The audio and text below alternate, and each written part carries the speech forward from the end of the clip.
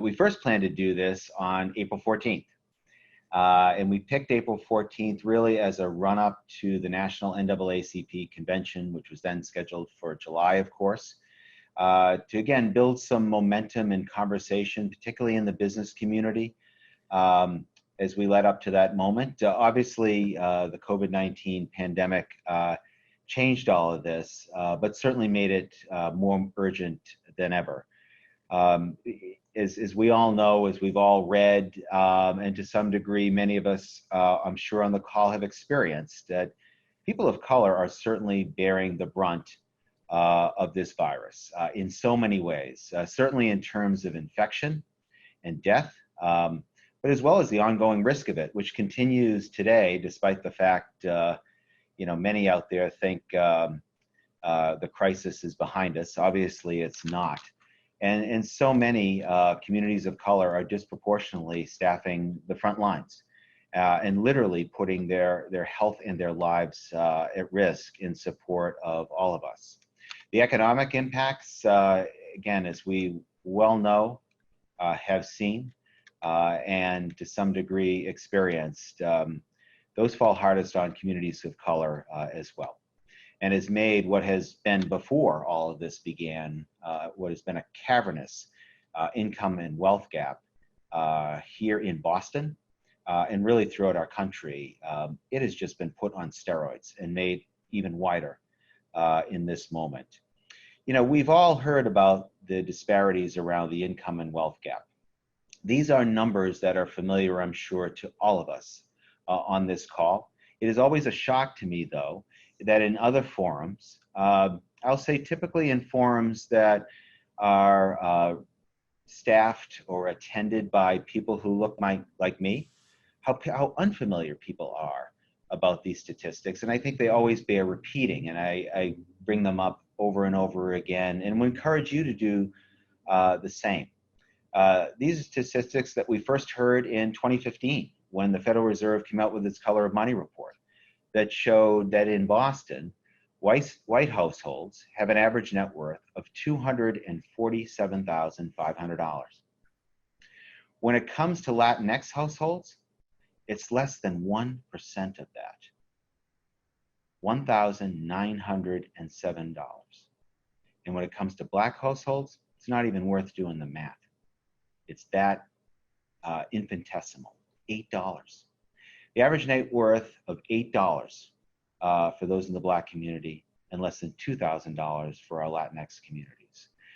These statistics, as we know, were amplified yet again 2 years ago in the Globe series on race. And it was really then that I think more broadly people, certainly in white communities, became aware of those statistics and were in most cases shocked and appalled. Yet here we are again. In the midst of a national reawakening, perhaps like we've never seen before in this country, where we're once again grappling with these statistics, this reality for all of those in our communities of color. This should be of great concern to all of us, and I know I'm preaching to the choir here. So really what I'm saying here goes to really my white colleagues in the business community. Those who are in position like mine. They should be particularly concerning to us. And not only from a moral perspective and from the perspective of basic human decency, but as a business imperative, from the standpoint of the reputation of our region and our city, from our ability to attract and retain talent, from our ability for our companies to perform, from the ability of our companies to remain relevant and ultimately survive. I think our business community, if we don't address this as a whole, is under threat of survival. And that's just the big companies. For those companies that are much smaller, this is not a matter of a slow death. This is immediate. This is now. It's happening as we speak. On average, revenues for businesses of color are just 20% of the average of all U.S. businesses. Businesses of color, because of their size, are our most fragile. and they're the ones most in needed help. And sadly, they're the ones that aren't getting it. We need to look no further than the Paycheck protection program. And we're all aware that our businesses of color were at the back of the line yet again in terms of receiving those funds. And that wasn't done because of any intentional act by anyone. It was done by a system, by a process that was designed, embedded with the structural racism and thinking that happens in our country all the time around so many different things. And again, that's something that we have to think deeply about. Being a racist is not about the things that you do overtly. It's the so many things that we do implicitly, without thinking, oftentimes without knowing. And again, speaking to those that look like me, that has to change. Businesses of color represent our business community's future.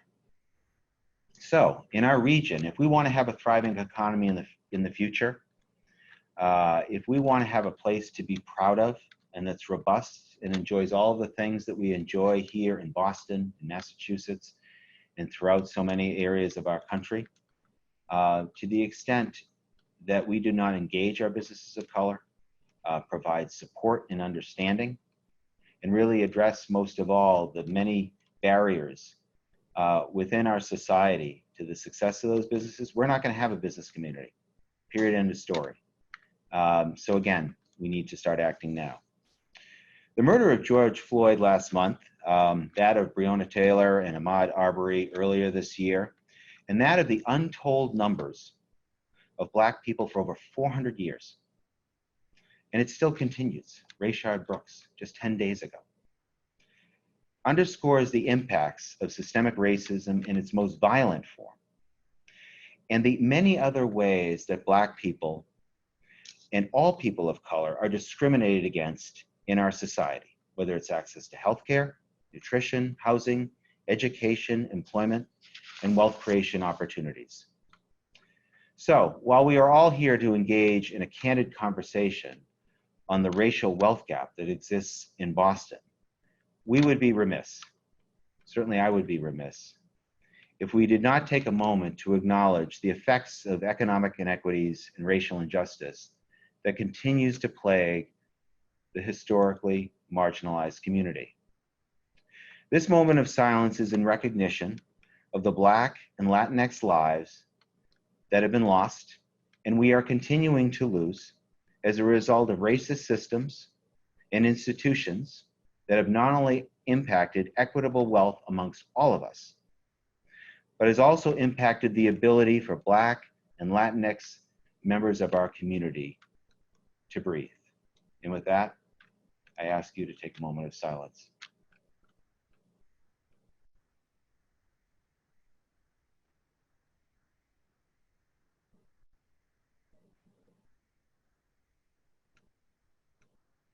Thank you. Once again, what we are here to talk about tonight is how we all can take more meaningful and immediate action to address this condition, which not only erodes the very moral fabric of our community, but feeds a narrative and a reality that the greater Boston area is not a place for all people to live healthy, happy, and successful lives. We need to come to grips with that. We need to embrace that reality. That's what the facts say. And certainly that's what the experience of so many in communities of color say as well. But I'll tell you, one of the things that I've learned and is coming into greater focus for me, I will tell you in recent weeks, is that white business leaders like myself need to first recognize that we don't have the answers to this most vexing and long-standing of our nation's deficiencies. It's not our experience. The most important action that we can take is to first listen and learn. To our Black colleagues and others of color in our business community, in our community generally, and follow their lead. That's why I'm here tonight. I'm not here to speak. I'm here to listen. I'm here to listen to all of you and learn from you and take your guidance as to what I can do as a business leader with other business leaders to make immediate and significant change. I also know that that's the reason that our mayor's here tonight too. And I'm so proud to have Mayor Walsh join us and thank him for his time. Like me, Mayor Walsh cares about this issue and has taken action to address it. And I know he's frustrated by this as well, because despite the things that he has done, despite the thing that Eastern has done, despite the thing that so many of us have done to address this, here we are, same place. Mayor Walsh understands that we need to do much more. And I'm delighted to have him here tonight to join us in this most important of conversations. And with that, I turn it to Mayor Walsh. Marty, thanks for being here. Thank you very much, Bob. I was just hitting my my devices over here to get this going, and I just want to start by saying that was a very powerful opening, Bob, and thank you for what you said tonight. But also, when I first got to know Bob Rivers, I didn't really know him as far as the mayor, and watching what he does and the bank does. He puts literally, I use the phrase, his money where his mouth is, and I want to thank you for that and for your advocacy over the years that we've been friends and know you. And you know, when Mr. Floyd was killed a month ago now, almost, you know, a different focus has it's kind of led to these conversations going on in the country, and I think that I had one of them on Saturday night, where I spent about three and a half hours talking to a priest, Laurie's uncle, and we were on the porch just talking about racism and the causes and the root causes, and we went all the way back to almost the beginning of time. And that's one thing that's come out of the situation that we're dealing with now, is these conversations. I don't remember ever having them before as detailed and as deep as they have been. So I want to thank you for that. I want to thank EasternBank for hosting this virtual town hall and for the work bringing together Black and Latinx entrepreneurs to talk about the racial wealth gap. And obviously, it's something that we have to continue to do, not just talk about it, but how do we actually close it? You know, with the pandemic, the COVID pandemic, it hasn't slowed down our work, but we are committed to building equity and opportunities for in our economy. And I'll be honest, I'll be the first one to say that the city has not been perfect over its time. And we have work to do there in understanding. When the pandemic hit, I want to talk about the pandemic for a bit. We had 40,000 small businesses that were facing an almost total loss of revenue. And when you think about that, many of those businesses were businesses of people of color, Black owned businesses, Latino owned businesses, immigrant owned businesses. And we realized that this pandemic was going to caused lots of problems. So our Office of Economic Development went to work right away. Did and still are conducting weekly conference calls and workshops for small businesses throughout the crisis. Some of the background on the steps that we've taken the last few months is lifting restrictions to businesses, and we did it in a quick manner to set up takeout deliveries, allow people to sell groceries at restaurants. Helping restaurants with access to outdoor space in the last couple of weeks here, offering outdoor dining, working to advocate that the legislature moves really quickly on some of this legislation, which they did. We created guides for businesses, something called Financial Relief Handbook, and other business documents that navigate both public-private capital programs. The guidebook and technical assistance we created was to help businesses find online and set up delivery services. A lot of our businesses didn't have the capacity. It ties into a little bit about what Bob said about building up that capacity, because people don't know where to go for capital, for example. They don't know how to create a business plan, and we need to continue to do better at that. And COVID showed us that we knew it, but COVID showed us the big glaring disparities even more. We have a directory support Boston restaurants for residents to know what's open in business, to share information and gift cards. And I tried to say as much as possible publicly to make sure you support our small businesses. We have a list of Black and Brown owned businesses for support and visibility, quite honestly, for places to be able to find out and where to go for resources. From the beginning of this crisis, we've been targeting outreach to people of color and immigrant-owned businesses. A large percentage of our small businesses in Boston are owned by women and people of color and immigrants, and they're the lifeline in many of our neighborhoods. You know, people generally think of Boston's business community as downtown or Copley area or Fenway area, or the areas like that, South Boston waterfront. But it's really in the heart and soul of our neighborhoods. We have a vibrant Main Street program that Natalia will probably be talking about. We'll be talking about in a little while. They employ people. They put food on people's table. They help create community. It's important. These are so important to the strength of our neighborhoods. And we want to make sure none of them get shut out of the reopening as we think about reopening and lack of access to resources. This is a key to an equitable reopening here in Boston. Bob mentioned the big businesses. They're not the ones coming to us looking for help. It's the small businesses. We're working very closely with those businesses to make sure they have what they need to survive in this difficult time. It's making sure that they can open safe both for themselves and their workers and their customers. The city so far has dedicated $13.5 million to support small businesses impacted by COVID-19. We've distributed about $6 million to over 1,600 small businesses through our Small Business Relief Fund, aimed at almost entirely any business 15 or fewer employees. This is not something that, like the care package. The care package was good to a lot of businesses, but we're targeting the really small businesses that need the support. More than 50% of the businesses that receive grants are owned by people of color. 46% are owned by immigrants. So it's something that we were able to do. And I know Sagan might talk a little while about some of the procurement things that we're doing in the city or trying to do in the city, and that our success rate hasn't been great. And really during COVID, it's allowed us the opportunity to put more of an emphasis on how do we make sure the dollars get into hands across the city of Boston.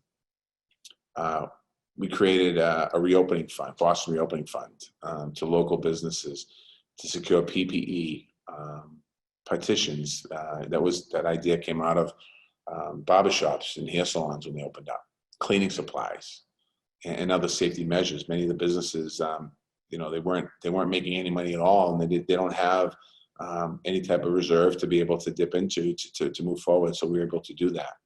Last week, the city distributed, we did 473 small businesses in the city, totaling $846,000, and the fund is still accepting applications as we move forward here. Many restaurants that weren't able to take advantage of the outdoor seating because it just wasn't feasible for them.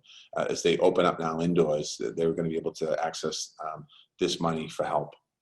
We created an online resource for PPE to guide businesses on what type of PPE they need and how to avoid scams, quite honestly, and to access lists of trusted vendors, something that is really important because people, again, it's a very complex situation that we're in today. We also are advancing a plan to permanently increase the availability of liquor licenses, which is an important tool for our restaurants to add revenue and expand their customer reach. And the City Council passed last week a petition that's up at the State House now, which bring 184 new liquor licenses to restaurants across Boston's neighborhoods, including 15 set aside exclusively for businesses owned by people of color. And quite honestly, one of the things that when Councilwoman Presley in 2013, she filed some legislation. I became mayor in 2014, and we're able to pass that legislation, and we're able to actually take control of the licensing board. One of the ideas in that legislation was to get more liquor licenses in restaurants in Roxbury and Mattapan. And what happened was in some of those neighborhoods, they didn't come. And what we're doing now is making sure we're setting aside 15 exclusively. So we're going to continue to move forward. We're working with the state legislature as we speak to move that forward. Today, we also announced more reopening information sessions for businesses to talk to city officials about how to reopen safely and follow the guidelines. And anyone who's on the call that you're trying to figure out where do I get this information, you can go to boston.gov/reopening. We continue to move through different stages of reopening. Boston's going to continue to provide data and information to folks and understand how does that happen. We remain in very close contact with the state so we can understand what's coming and prepare businesses, and we need to stay vigilant. We have a long way to go. This virus is still with us, and it's going to be with us for a long time. And I would suggest we're probably in the middle of the fight. But our experience so far, we've been able to learn some important lessons from our city. Most of all, we've learned that historic and systemic racism limits opportunity and undermines our resilience as a city. We've seen the impacts of COVID-19 and businesses of color and communities of color, quite honestly. We've seen it in every aspect of our city, and you see it across the country. I spent a lot of time talking to mayors from different cities, major cities in America, and they're experiencing a lot of the same thing. Our response to the public health crisis has given us a better understanding of the ability to respond to profound challenges, especially when it comes to addressing persistent racial and wealth gaps, excuse me. Bob talked a little bit about that, and I know there'll be a lot of conversation tonight about that. We talk a lot about going back to normal when this crisis is over. That was kind of a phrase. We shouldn't go back to normal. This is not a time to go back to normal.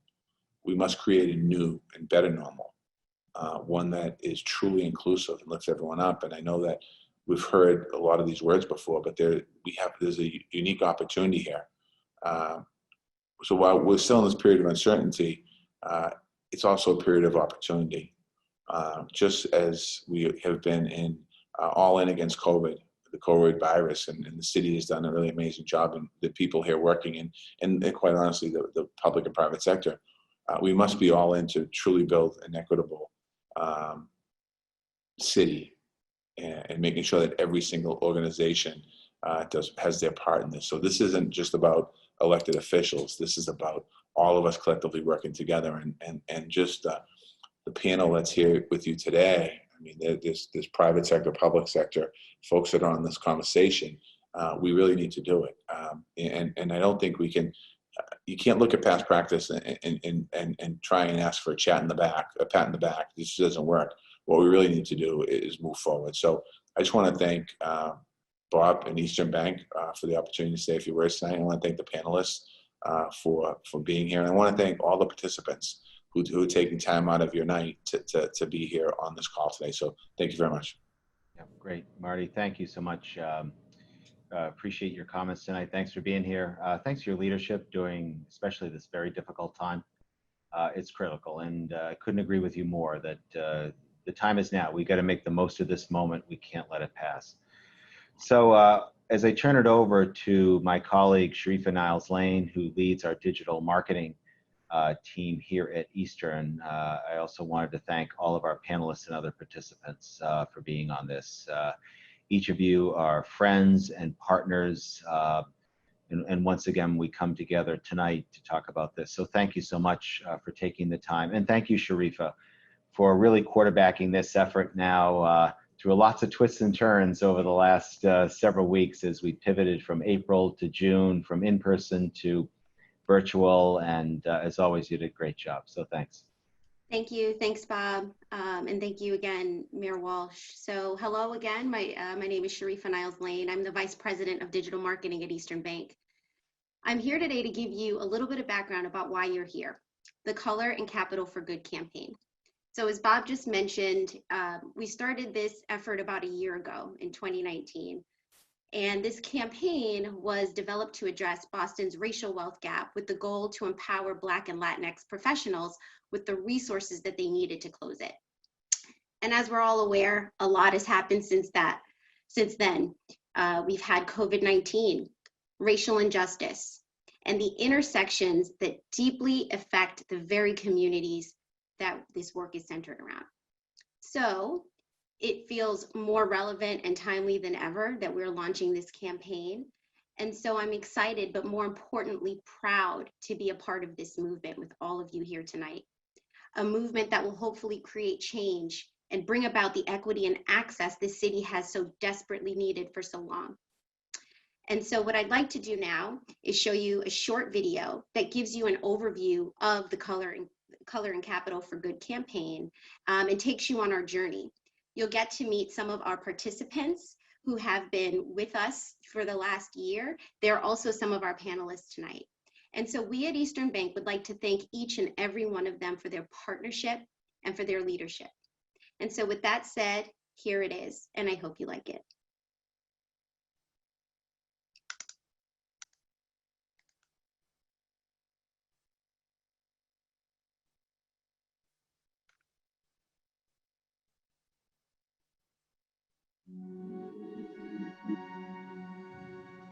The wealth gap, in my own terms. The wealth gap is a condition affecting communities of color. The wealth gap to me is an intentional divide of economics based off of race. So the wealth gap, in simple terms, is the difference between living paycheck to paycheck and having savings.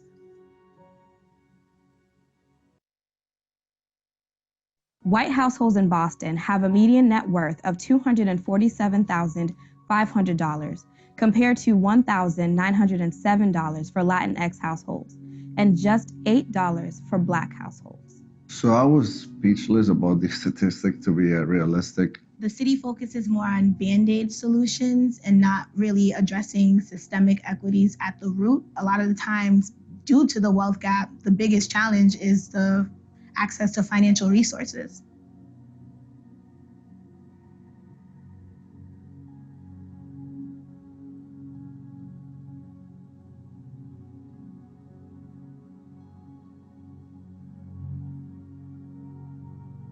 This is a very tough challenge, and because we know minority-owned businesses are on average smaller than larger, we know without even looking at the data that there's no doubt that these companies in particular were left behind in the process. Just $10 million of the first $2.2 trillion coronavirus relief bill Was allocated to the Minority Business Development Agency.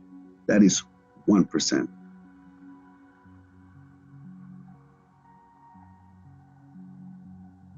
What businesses need now is not more information. We need more action. Also, as a nonprofit, every nonprofit is experiencing difficulties at the moment because either our corporate funders or philanthropists are tightening their purses because no one knows how things are going to end up at the end of this. It has taken a toll in us, and me personally, and my family,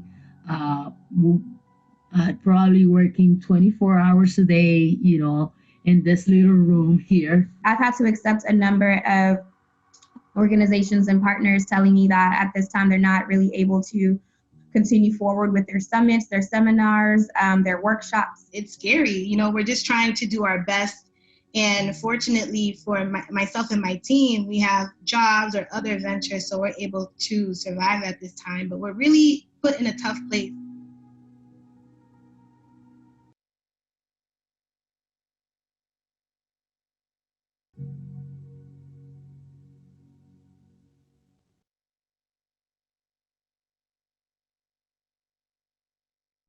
So at this time, I'd like to introduce Glenn Lloyd, the Executive Director of the Foundation for Business Equity.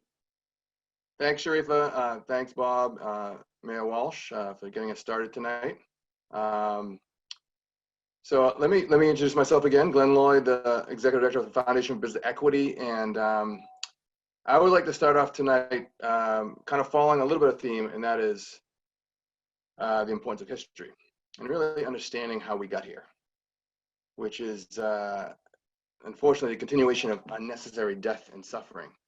So the first kind of message I want to give folks is I think we really need to double down on understanding the history of this country and really to better understand what really got us here.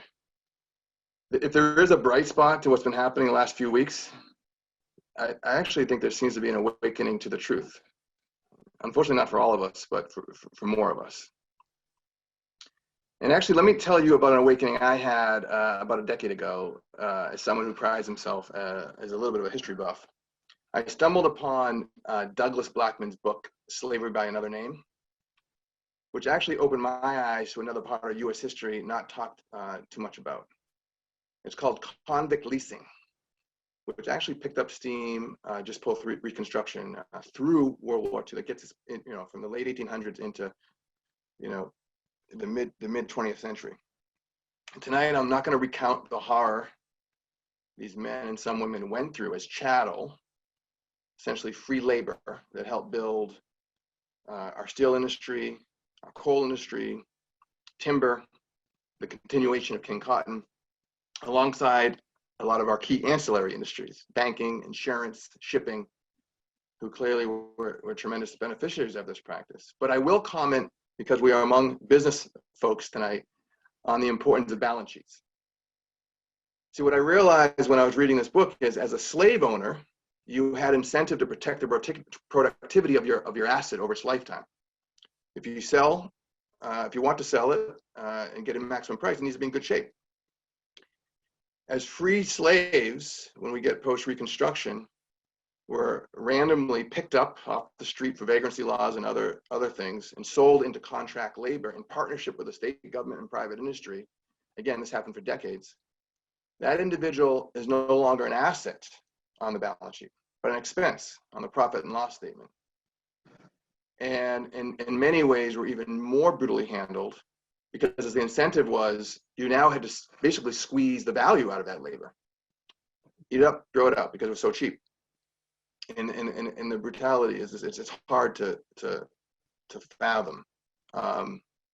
So as we learn in this country, as one group gains power at the benefit of another, folks are accumulating assets, accumulating wealth, you better understand the origins and the continuation of the racial wealth gap in this country. Redlining, voter suppression, prison industrial complex, Elvis Presley. When you dig deeper, it gets to be a bit much, right? So we need to dig because, again, I think awareness is the first step to behavior change. And we do have some healing to do in this country, which I don't think we ever really took the time to do. Terms like institutional and structural racism are now becoming more common from our leaders in everyday conversation. But I think it's important to really fully understand them, so we can really dismantle the structure of which they come from. So this is a reflective time in this busy time. It's a reflective time for all of us, but especially for those who are sitting as gatekeepers to access. And so my message to those who are listening is this is a time to push yourself out of your comfort zone. And I appreciate, again, the environment today to have those conversations, even tonight. There's a lot of important issues right now, elevating to importance. Police reform being one of them, and I think we have a unique opportunity to make lasting change there. And I think I was just in a previous conversation, Boston apparently is the first place in this country that had a police force, being the first of many. So imagine if we could use this as a way to make substantial structural change within that system. But I've been clear, with a lot of my webinars and conversations is really the root of this is an economic issue. White supremacy, which is a term, if spoken on a Zoom room even a few months ago, probably would have put my employment at risk, is actually becoming mainstream. But white supremacy exists to rationalize and protect this economic system that frankly does not benefit enough of us. And that's the collective us. This is not just black and brown us. So the work I've been doing through the Foundation for Business Equity is really is focused on one aspect, because there's really, as far as I'm concerned, the two quickest ways of increasing ownership, which really is a solution. This is really about ownership, especially in these communities where I live, and most of our folks are living, is to own and own pieces of, own where you live, own pieces of the economy through stocks. And then we're going to be hearing from some of my colleagues in the space is own your own business, own your own, be your own boss. And that's what my most recent work is focused on. And so again, to the Foundation for Business Equity, our question has been, how do we strengthen our Black and Latino businesses? Now, which was a few months ago, it was focused on growth, right? We're talking about scaling, and this issue of a lot of our businesses were finding it hard to scale at a certain point based on a lot of things, which includes some of the institutional practices that take place: access to capital, access to good advice, access to land, access to good advocacy. And so what was a conversation around growth, clearly more recently, it's about survival. And I think some of who know me, who may be listening, it's been emotional. It's been emotional for all of us. And in the first wave of this pandemic, you had a disproportionate impact on Black and brown. You know, as we know, as some of us know, you know, last hired, first fired. You know, when you know, when the white community catches a cold, we catch pneumonia, and this is all based on real data. And there we saw it again. We saw, you know, a lot of our companies didn't have the strong relationships with banks, not the BEI companies, just for the record, but and we saw, you know, trillions of dollars, billions of dollars going in the direction which they shouldn't have gone, and then to see literally colleagues of mine, old friends who had built businesses, like worked hard, did everything, you know, pretty much right, shut down. Some on government order saying you can't open tomorrow, and some just like being bled because, you know, they're not in the right space right now, whether it be catering or convenings and so on and so forth. So very emotional. And then we have, you know, we have a public lynching, you know, a murder,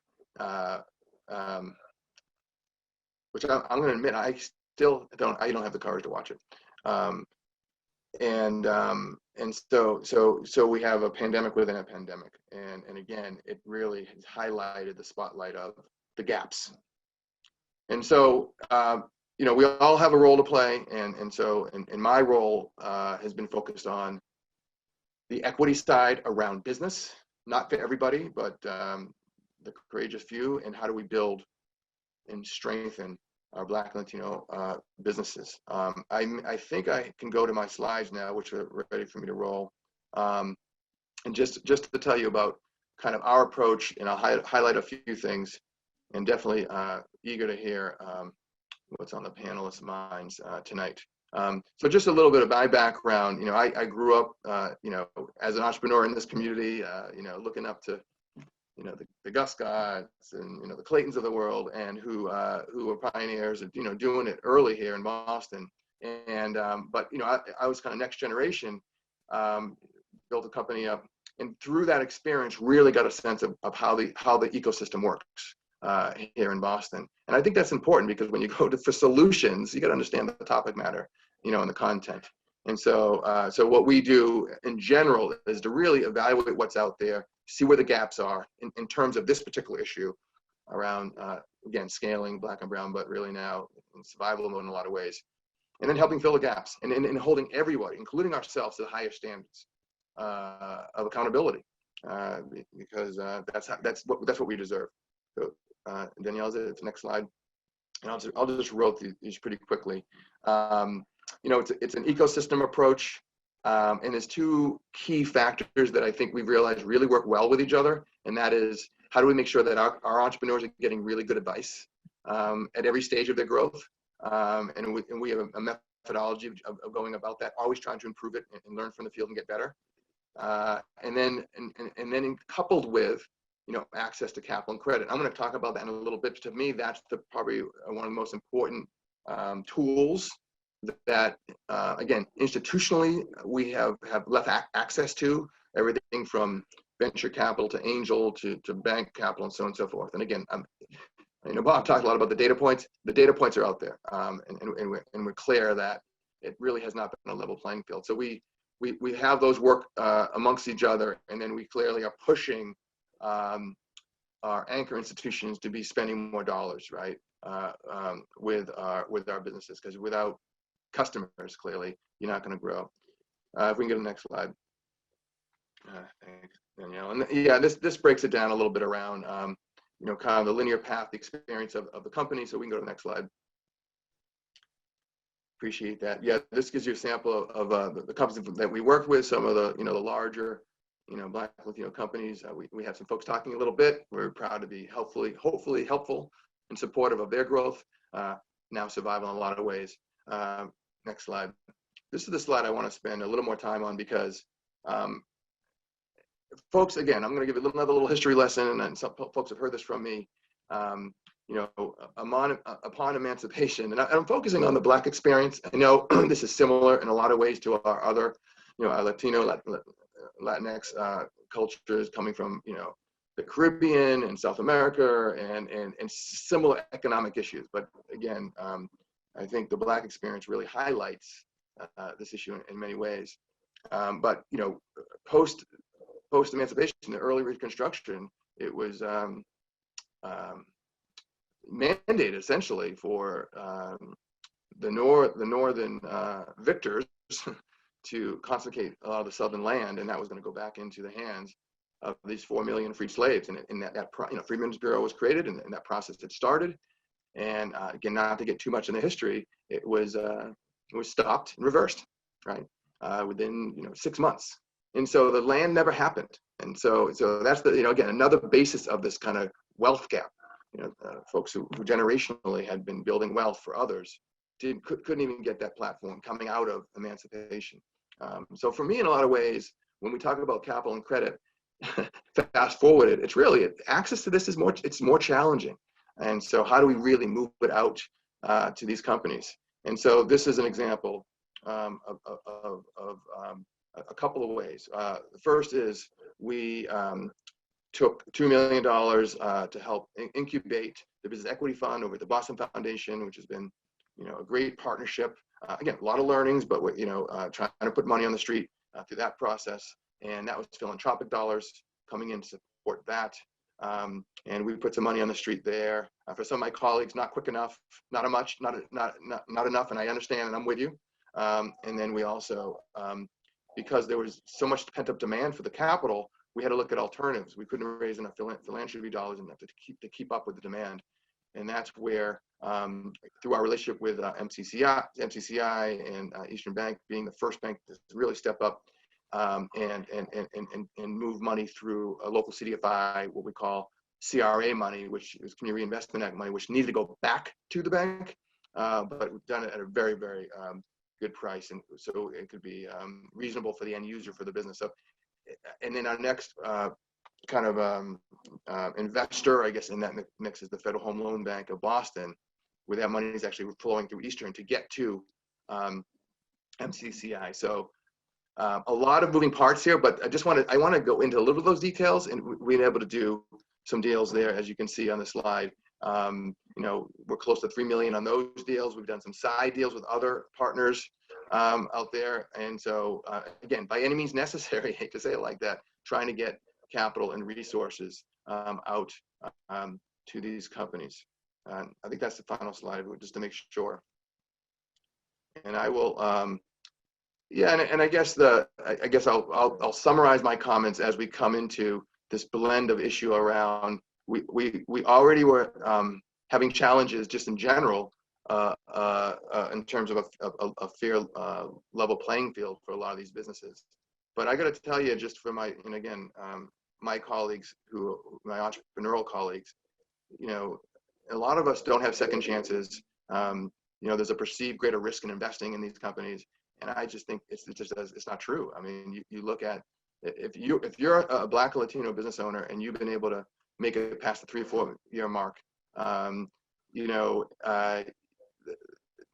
to me that's a better bet than most, because the barriers that folks had to kind of work through to make that happen. I think people are realizing it today, that exists, and at every level. And so when the COVID-19 issue happened, our first objective was, well, we got to get capital out, relief capital out. And it's about survival. How do we hold on to these institutions that have been in our community and making sure that they are on the other side of this thing?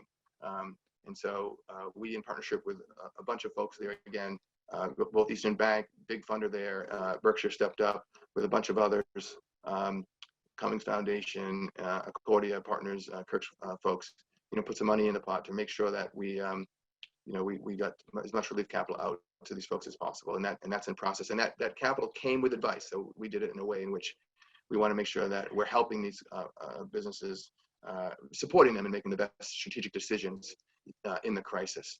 So I probably went over my time, but I will hand it back to Sharifa and the panel. I look forward to the conversation.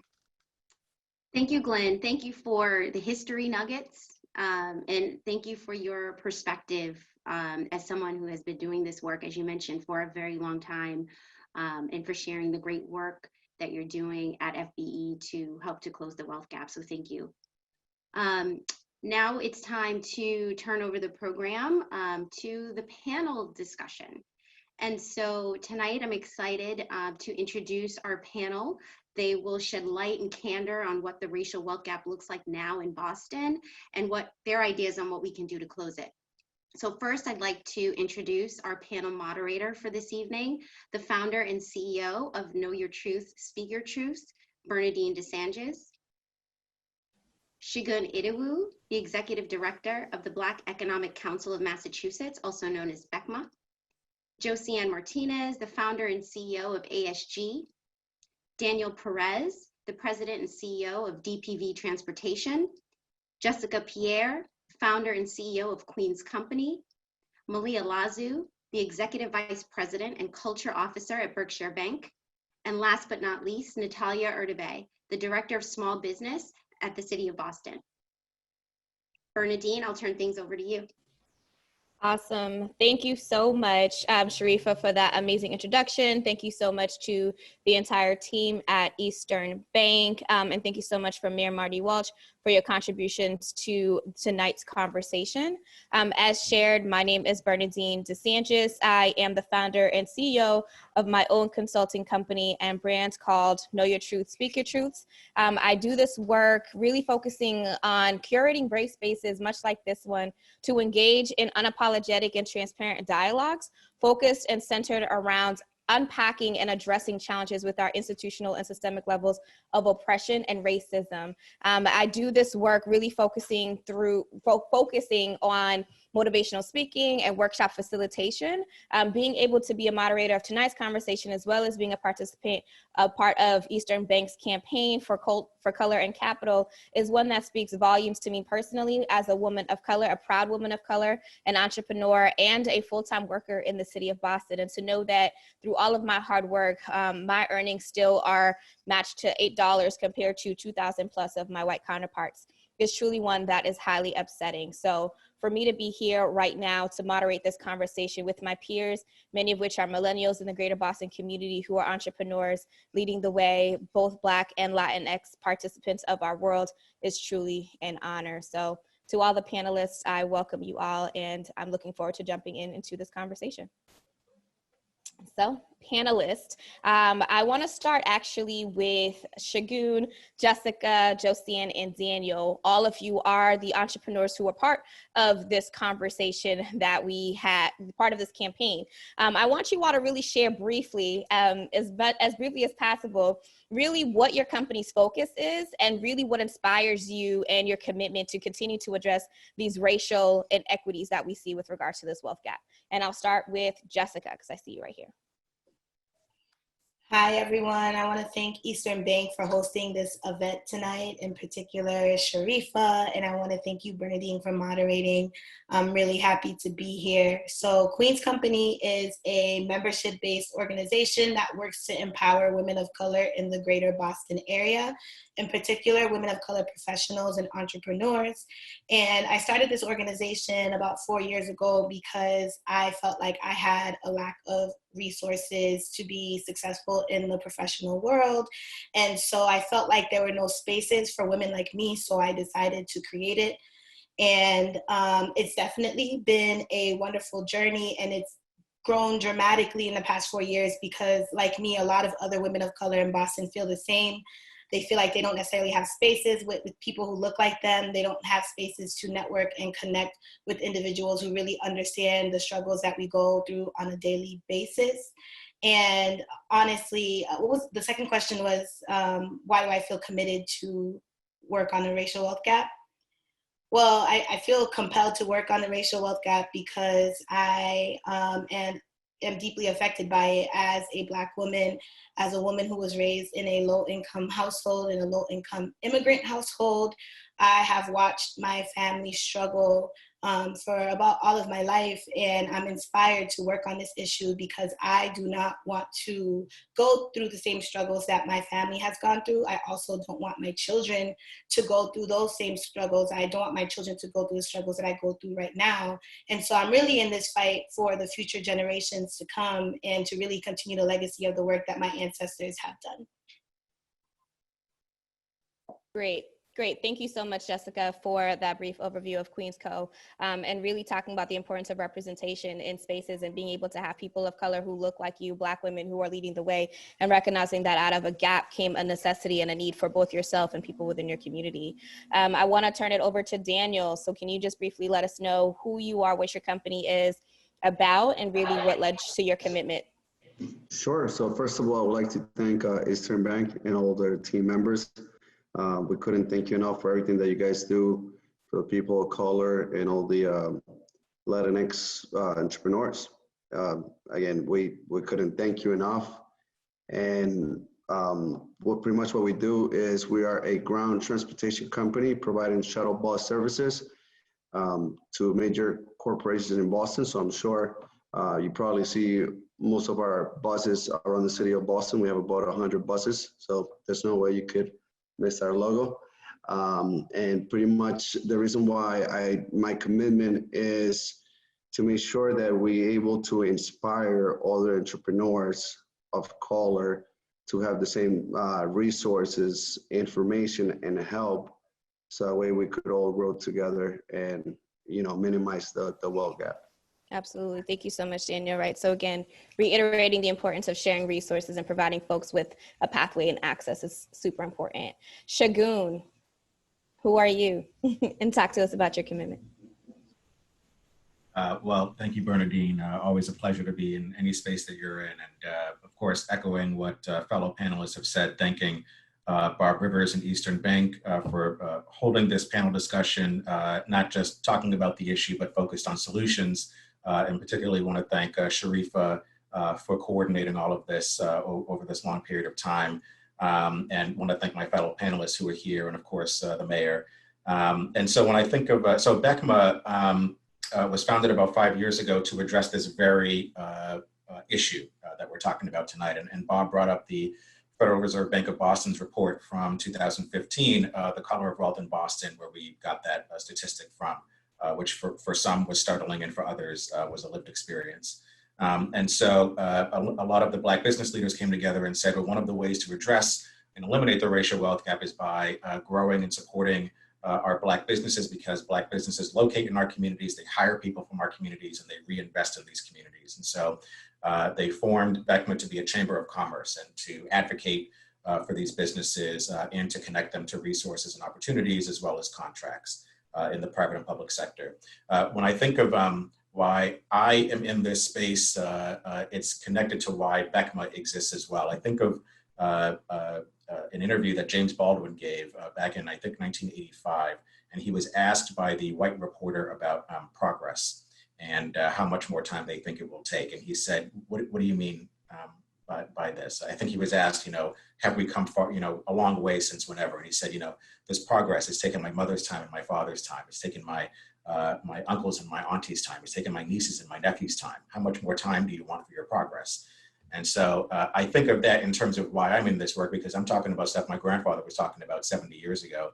And I am not willing, you know, I'm 30 now, by the time I'm 40, if I'm still talking about this same thing, sitting on a panel discussion hosted by EasternBank or someone else, you know, asking why there's a racial wealth gap, I will have failed, and so will the rest of us. And so that's what makes me so committed, passionate about being in this space. So, but again, I'm looking forward to the conversation and talking about solutions. Thanks, Bernadine. Great, thank you so much, Shagun. Josiane, tell us a little about yourself and your work and why you're so committed. Sure, so I'm Josiane Martinez. Good evening, everyone. I'm the CEO of ASG. ASG is a marketing firm with purpose. Everything that we do is to leave people in a better place. So we work with companies and organizations that are committed to leave people in a better place. And personally, what inspired my commitment to addressing racial wealth gap is in Boston and everywhere, is, you know, that I have to overcome poverty, right? I was first in my family to go to college. And when I came here in my 20s, I'm no longer a millennial. I had to learn English and have to, you know, I have the same education as my peers, and I couldn't find a job. And so I needed to work twice as hard, sometimes 3 jobs, extreme sacrifices to work, to be where I am, to be able to pay my student loans, to buy a home and begin to build wealth. And that's why I'm so committed to the work I do. And I said it in multiple panels. I'm unapologetic about hiring women of color in my firm so that they have the opportunity that I didn't have when I came here. Thank you so much, Jessiane, for your commentary as well, right? So really what I want to take away from all of the comments from the panelists, all of which who are involved in this campaign directly, is that all of you recognized a gap. You recognized a space that you were not represented in. You recognize a challenge that you needed to face for your own communities. Shagun, the comment you made about, to quote James Baldwin, really reminds me of the fact that the civil rights movement was something that was in existence from 1954 to 1968, right? So over 52 years ago, the civil rights movement has ended.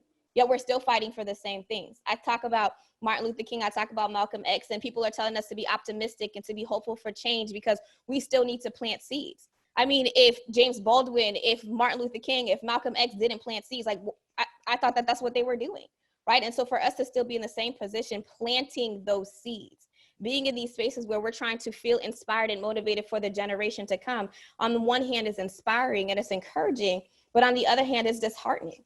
Right, for us to still be here, to still be in a position where we need to have these conversations because there's a gap, there's something missing for our people in our communities, right? When we talk about the Boston Globe article that really led the way for BECMA, Dominicans in that article were quoted as making $0.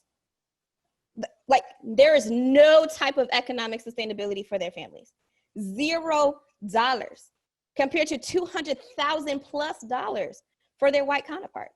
So Josiane, your commentary too about having to create your own company, to pay off your loans, to own a home, to be present, to be someone who's counted, someone who's considered, learning English to navigate that space, right? And yet we're still at a deficit, even through making our own pathways, because again, we recognize the challenge.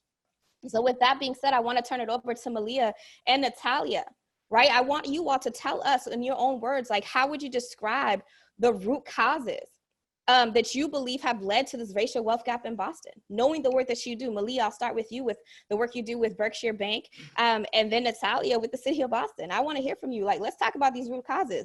You, of all people, you too, I'm holding y'all accountable. Let's do that. Let's do it. Let's talk. Yes, please hold me and hold all of us accountable. Look at bank CRA records. I mean, look at the stuff they put out. And you can do that with Berkshire, Eastern, with your, any bank that you're a part of. And when we talk about root causes, I mean, I don't think I can reiterate it any better than Glenn has. This is American capitalism is based on free labor. It's based, right, on elite ownership.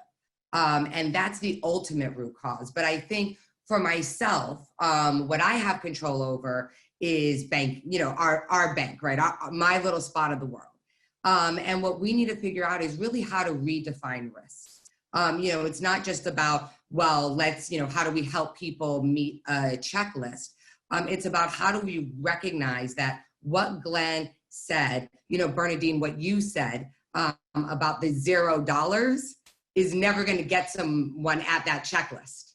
But if they've been paying their rent every month, right? Like there's other ways for us to look at credit worthiness, and through relationships, our partnership with BECMA really helped with that first round of PPPs, and getting PPP loans out to folks who were non-customers. So I think, creativity by Eastern, by Berkshire Bank, I want to say North Reading Bank, I believe as well participated in the PPP program.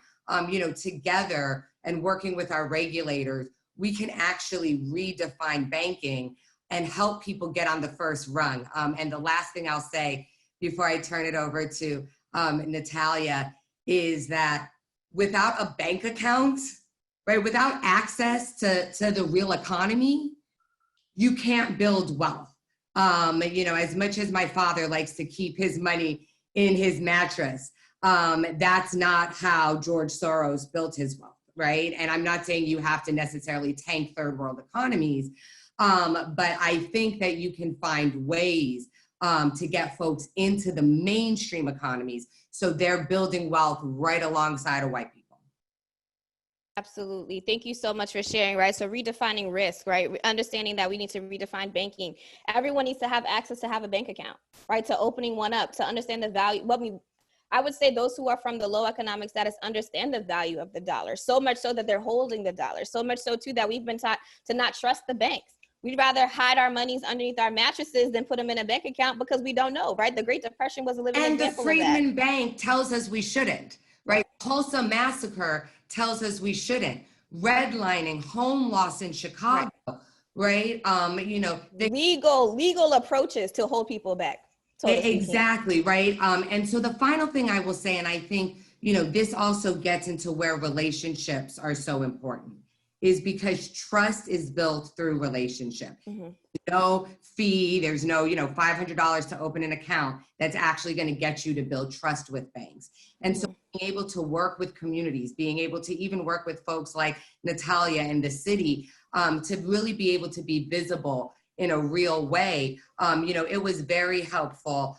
I know for the folks that we worked with during PPP, that BECMA was a part of that, because they knew BECMA wasn't going to steer them to no government bank nonsense, right? Like they trusted, you know, having Ayanna Pressley at our town hall really helped, you know, build that sort of, because folks trust our Congresswoman. And so that's what makes town halls like this so important.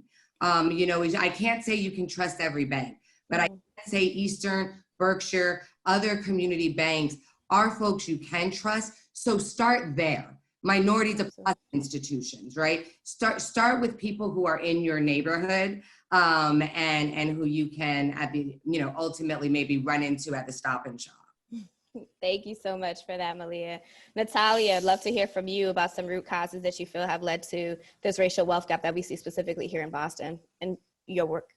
Thank you. And of course, thank you. These incredible panelists, like anytime I get a chance to be on a panel with anybody that's listed here is just amplifying for me and incredibly educational. So I appreciate EasternBank for hosting this. But root causes. So we know that this wealth gap exists. I ran the Imagine Boston 2030 initiative where we blatantly at the city called out the historic policies that have led to so many systemic inequalities. We know that, you know, the redlining created some of the initial wealth gap that we see today. Most of that $247,000 in white folks' wealth is coming from properties that were passed down from generation to generation. We know this, right? We know that Black folks, immigrants, were not able to purchase property, and if they were, it was devalued, and if it was devalued, it was put into a place where it wasn't actually building wealth.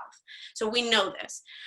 So the city, I mean, we're doing a million things, and I'm not gonna, the mayor called out a bunch of them today around like what we've done during COVID, but I wanna talk a little bit about like how we are taking the economic opportunities for people of color, for small businesses, and amplifying them. So I inherited a 20-plus-year-old program when I came into the city.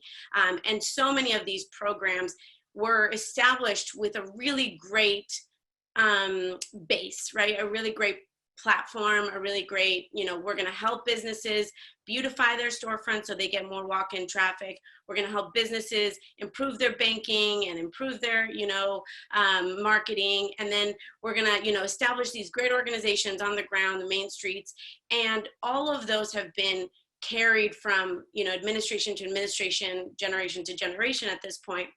And so when I came on board, my first step was, let's look at everything that we do, every penny that we spend in our communities, and look at how we can do that through an equity lens, right? So little systemic changes in the way that I run the programs for the City of Boston small business team has helped us really emphasize on our local small businesses, our neighborhood-based community organizations and businesses, you know, the local mom and pops where we know every owner has put their blood, sweat, and tears into, and how do we support them? Not just because they have to grow into becoming the biggest profitable company in the world, but rather how do we help them reach that level of success that makes sense for them, right? We don't define success for business owners at the city. We can't. You know, I can't say that to you the most successful aspect of your business is X. I can't do that, and I don't want to do that. I want our communities, I want our business owners to define that level of success and for us to help them achieve. So one of the first things we did was we expanded our TA program. When we put out our RFP, we said in the past we've taken 6, 8, 10 providers. Today we're at 26 providers. And of those, more than 50% are minority-owned business. More than 60% are women-owned businesses. Josiane is one of our amazing TA providers, and I saw a couple others in the attendees. So like we were very intentional about making sure that we are hiring and contracting out the services for our small businesses by other small businesses of color in particular. Our restore program, shifting one little policy allows us to now, you know, not make it a barrier that as a business you have to put money up front and then get a reimbursement. How do we shift those systemic policies that aren't intentionally bad, right? At least like the way that they were written, but that no longer hold up. So the way I am fighting and really dedicated to this work is about looking at everything a little bit differently. I didn't come from government background. I'm an immigrant. You know, I come from a very different perspective. And so I hope to bring that forward in everything that I do so that we can actually find real solutions, because there is no silver bullet. It's not just about everybody owning property, or it's not just about everybody having a great, score, but all those things are important. But it's really about how do we elevate people to that level of success that they want to get to? And how do we ensure that the city is not one of those barriers? So thank you for having me. Absolutely. Thank you so much, Natalia. You know, I think you've mentioned a number of different statements, one of which, though, that I like to tap in on is the importance of having access to those resources, right? And providing pathways. And again, to Malia's point, redefining the way we define risk and access and opportunities, and how we define, again, what success looks like, right? Because my success to my business may not look the same as like for Daniel and his business, may not look the same for Josiane and her business, right? But again, success is something that we need to define as our own business owners in this conversation with economic wealth and development. I consistently hear the quote, like Black women are the leading entrepreneurs, like business starters, et cetera, right? And I mean, a number of articles highlighted that from the growth from 2007 up until now. But what we don't always talk about is that while we were leading the change as far as becoming entrepreneurs, we did not increase in our revenue. We decreased in our revenue, right? So we're out here we're out here being entrepreneurs, but we're still not bringing in that much money, right? And so I think part of what we also need to do when we're addressing these racial inequities is to not be comfortable with the status quo, to not be comfortable with the information that is shared with us, is to challenge, is to continue to think critically, right? Because the way we share information is also skewed sometimes, or we also manipulate data to paint the picture we'd like for people to understand, right? So when we talk about economic deficits too, it's not just about the dollar, it's not just about home ownership. It starts young. It starts with your education. In Boston, we have segregation in our school systems. We have segregation when it comes to economics and job placement. We have segregation and discrimination when it comes to salaries people make within certain businesses, right? All of that impacts one's success, not just as an entrepreneur, but again, it's the racial wealth gap that we see in the city of Boston play a role. But because Boston is so diverse, right, we're like, oh, but race is not a big issue here. But again, you can walk down the street of Dorchester and identify the Latin community in Dorchester. You can identify the Asian part of Dorchester. You can identify the Black African-American or the Caribbean American element of Dorchester, right? And same thing for Mattapan, for Roxbury, et cetera. And so when we have these conversations, I think it's about being very intentional about what we need to do and how we need to be able to navigate through these spaces. And part of that really goes back to solutions, right? So Natalia, you mentioned a number of how you have to shift your perspective and what you articulate with regards to changing this conversation and changing how we provide people with resources and access. I really want to open it up to our panelists to talk about what are some tangible ways and solutions that they see that will truly impact our community sustainably. So I want to turn it over to Shagun first, and then I want to go to you, Josiane. Well, thank you for that. And I just want to add on to the last question too about root causes, that part of it too is white ambivalence to the whole problem.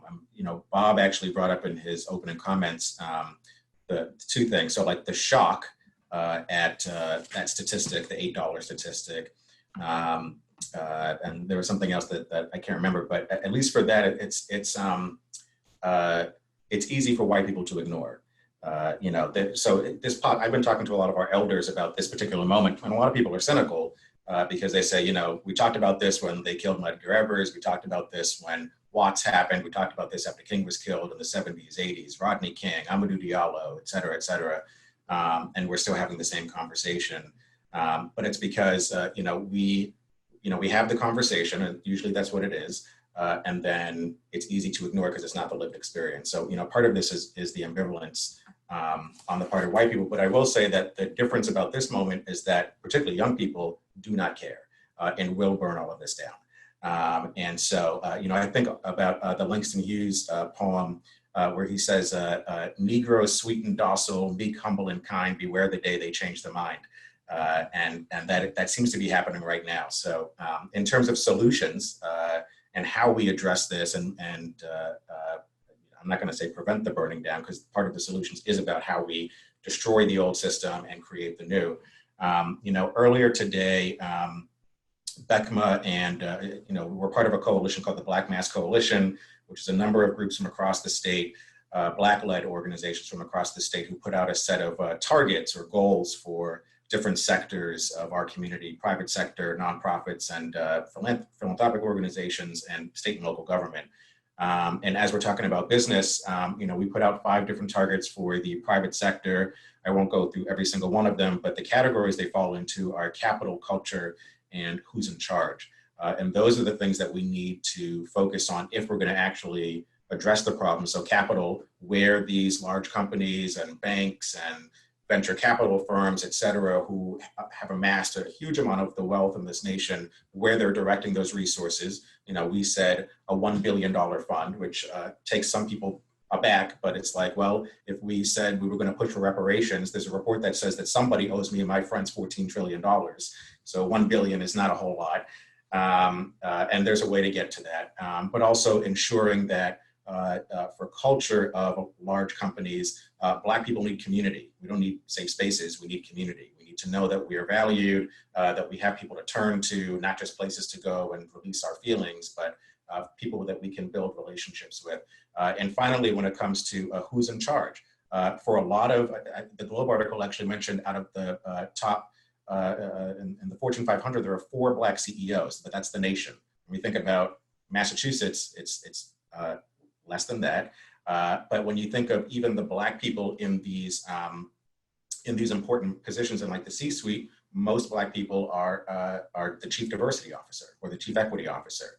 Thank God for folks like Malia and for Quincy and many others who are in their positions, because, you know, I often so first of all, me and Malia are on this like chicken circuit, like we're, you know, in a lot of these conversations together. And we always talk about the fact that that Malia, like, it's not about just having people of color, but folks who know where they come from and want to serve that community. Because, you know, her being at Berkshire Bank and all the things that they're doing, incredible. All the things that Quincy is doing at Eastern Bank, incredible. Like 2 valuable banks that are really transforming our communities, and it's because of who's in charge. So we want to see that for every company here in Massachusetts. Absolutely. Thank you so much, again, for sharing some of the resources and pathways for us to really start impacting these numbers. Josie, and I know I said I was going to turn it over to you. I want to kind of tweak your question a little bit and really help you to think about what are some immediate actions that you feel like people who are joining us here right now on this call can really start implementing in their day-to-day lives as business owners to really start impacting and changing the racial wealth gap that we see. I mean, I have to say, like we say in Puerto Rico, in rice and beans, we cannot continue to do the same. We cannot continue to adopt the same policies and practices and expect different results. Even the most passionate of the allies need to check themselves. You need to figure out inside, where are those biases? And we need to commit to change systems for once. I mean, we have said it multiple times here. We are having this conversation forever. It is time to take action. It is a time to be intentional, to put power into those words. If you're really an ally, you know what you need to do. You start from the top, right? Providing opportunities. You need to have it. First of all, we need a strong commitment that start at the top in all the sectors, like Second said. Second, we need to start sharing that wealth, allowing people to be part of the system where, to have access to opportunities.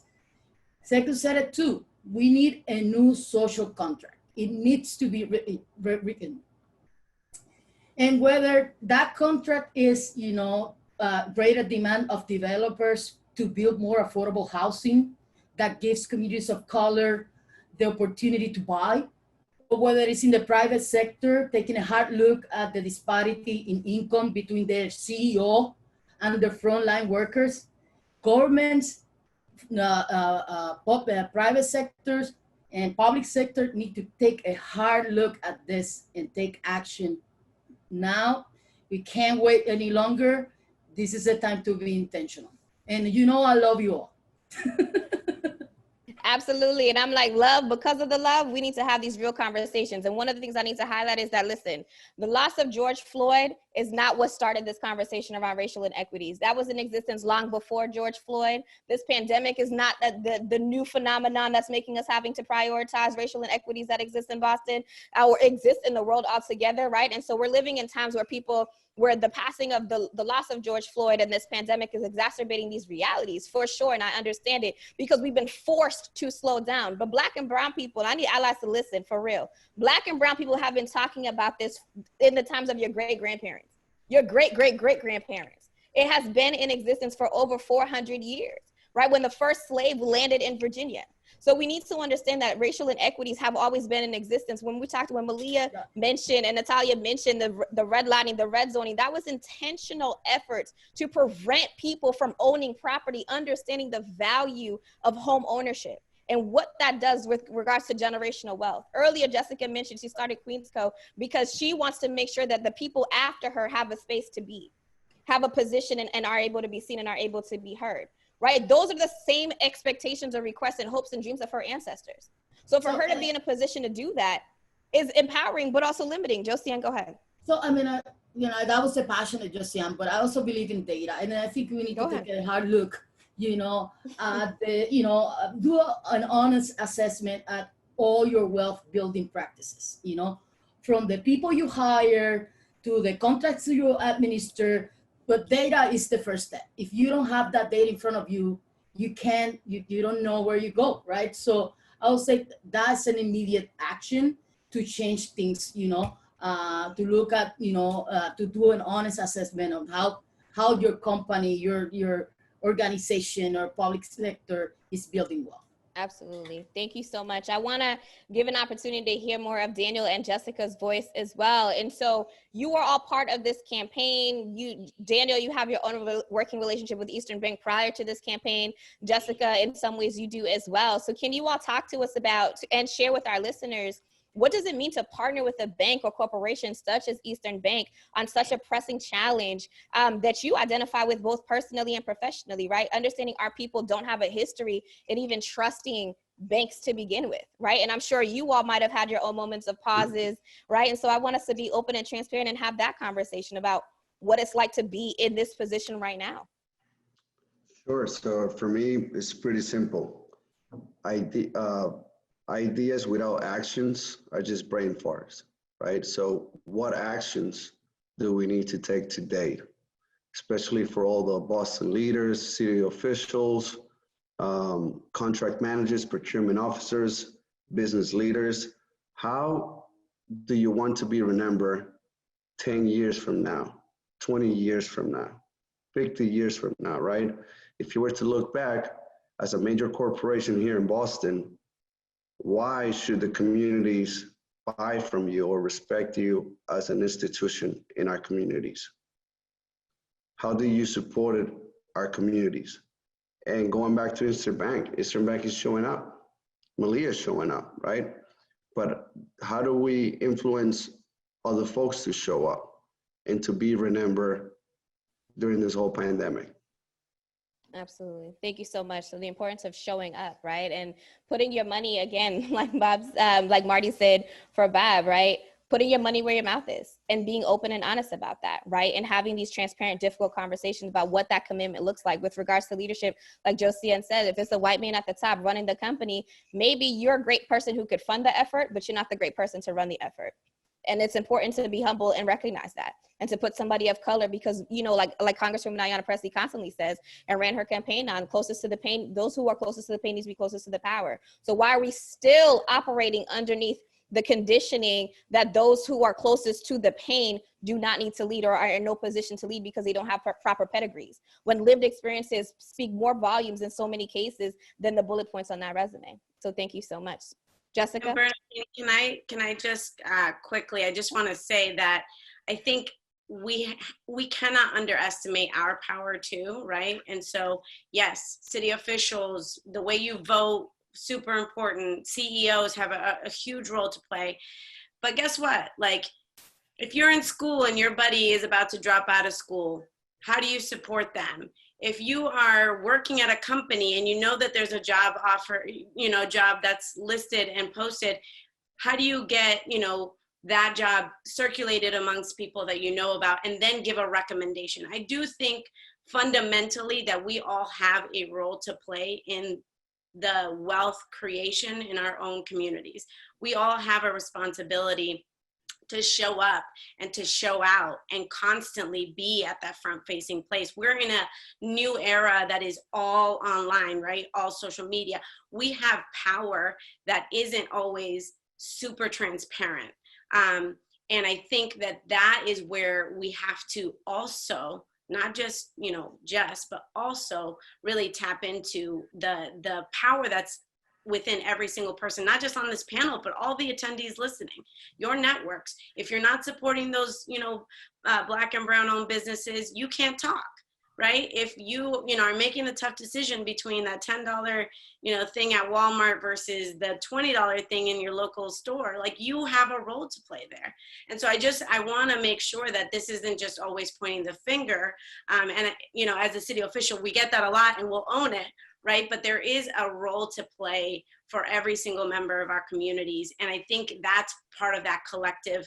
And Josiane, you mentioned that social construct that I think is really beneficial and really important today for us to move forward. You know, Natalia, that's absolutely right. And I'm going to talk a little bit about that role to play. But I think, Bernadine, did you want to go to just Jessica for the final comment? Let's do that. Absolutely. Absolutely. So Jessica, talk to us about the campaign and any maybe last thoughts you have for business owners to be able to continue to persist during these times.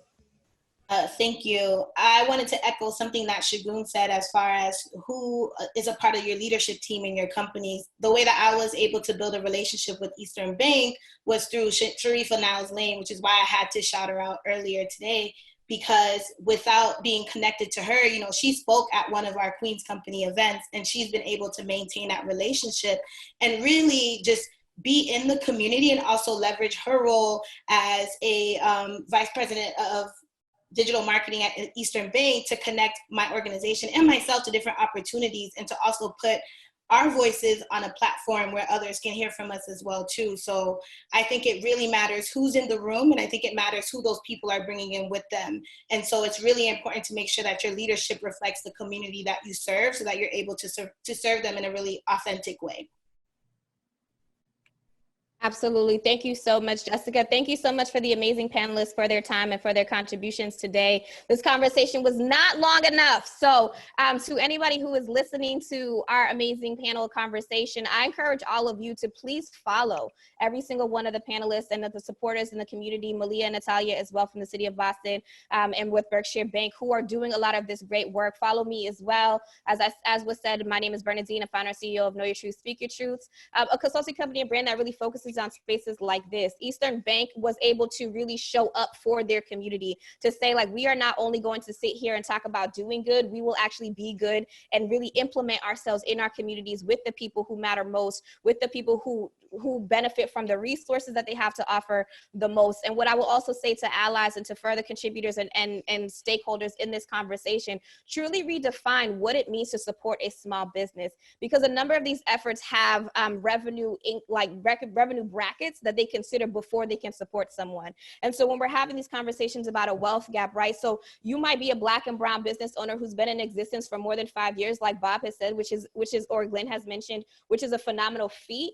But at the same time, your revenue may not be 500,000 because how you started was not at a place of abundance, right? And so how we support our businesses makes a difference too. So what does it mean to support the small business owner whose revenue is $5,000, $10,000, not just $500,000, or has a staff that's not one person, 50 people or 100 people, but maybe a staff of one person? Because we have to start thinking about the impact that people make in our communities as well when we're starting to define what worth and value truly looks like. Because when you shut down a small business owner for not making enough revenue, knowing how much time they put into their work, knowing how committed they are to their communities, that is not showing up and showing out for those that you want to serve and those that you want to say that you really believe in and you really support. And so these access and pathways truly need to be transparent, very clearly laid out, accessible to people, broken down in various languages, not just English and Spanish, right? And really make sure that it's not just an online platform, because this pandemic has also shown us that internet is not always accessible to all people. So how are we sharing the information? How are we making sure that we are giving people information and not expecting them to find us? Because if you don't speak English and the internet is not your #1 domain, you don't have time to search the various tabs at Eastern Bank to even understand what opportunities and benefits Eastern Bank can provide you. And same thing for Berkshire Bank and same thing for the city of Boston. So again, if our commitment is truly for the community, I charge all of our stakeholders to show up and show out for those in our communities, all of our allies to understand when it is your time to be in the room, when it is your time to step aside in that room. And for all of those who identify as Black and Latinx people, this is time for us to continue to be radical revolutionaries, because our ancestors didn't die and fight for this, for us to continue to be fighting the same way. So thank you so much. Quincy, I turn it to you. Excellent. Well, powerful words, no doubt. Again, I want to thank everybody. Again, my name is Quincy Miller. I'm the president here at Eastern Bank. Thanks for joining this really important conversation. As I said, this has been powerful and deeply insightful. And I know we're at time, but just a few seconds. I want to take a moment to special thanks to Mayor Walsh for joining us. Obviously to Eastern Bank, our CEO and chair, Bob Rivers, the executive director of FBE, our Foundation for Business Equity, and BEI, Glenn Lloyd, for his words. And especially, I want to thank our moderator and panel participants, Bernadine, Malia, Jessica, Shagun, Josie Ann, Daniel, Natalia, really for sharing your knowledge, your experience on this topic. So many questions you've been able to get through and share your insights on what we can do together to break down these barriers as a community. And lastly, and I know we got a shout out there, I want to give a special thanks to Sharifa Niles Lane for all of her amazing work and the entire team at Eastern who has made this ongoing campaign a success and tonight's town hall happen. These events and events like this are just small steps in a long journey that we must be on to end systemic racism. I like Shagun's point. You know, if 10 years from now, we're sitting here having the same conversations, then we've all failed. We have to work to close this wealth gap. But we need each of you to do so. That's the other thing that we heard here tonight. So in closing, I'd like to invite you to join in Eastern Bank's pledge to keep this work and conversations going beyond this town hall. This pledge, actual pledge, is a call to action to affirm one's commitment to positively and diligently working towards dismantling the racial wealth gap in our communities. It's going to be emailed to everyone who's registered for tonight's town hall, and it's going to be available at easternbank.com/close the wealth gap. But I'm going to take 60 seconds and just hit it really fast. So making a difference by living this pledge. I recognize that dismantling racial inequities requires intentional effort to change my thinking and actions. I will deliberately seek and suggest working with small Black and Latinx businesses when in need for vendors for my company and organization. I will lead in sponsoring Black and Latinx businesses. I will intentionally buy from Black and Latinx small business owners, no matter how big and how many employees they have. I believe in the power of speaking up for Black and Latinx community members, especially when they're not in the room. I will intentionally make room at the table for diverse representation and true inclusivity of diverse voices. I will lead in curating brave spaces to unpack and address personal biases that further perpetuate oppressive behavior, to be part of the solution, not part of the problem. I will ask questions rather than lead with assumptions when entering uncharted territory. And finally, I will use my voice intentionally to make room in all spaces for Black and Latinx representation, especially in leadership roles across our community. So once again, let me thank you all for joining us. We hope you have a great night and good evening, everyone.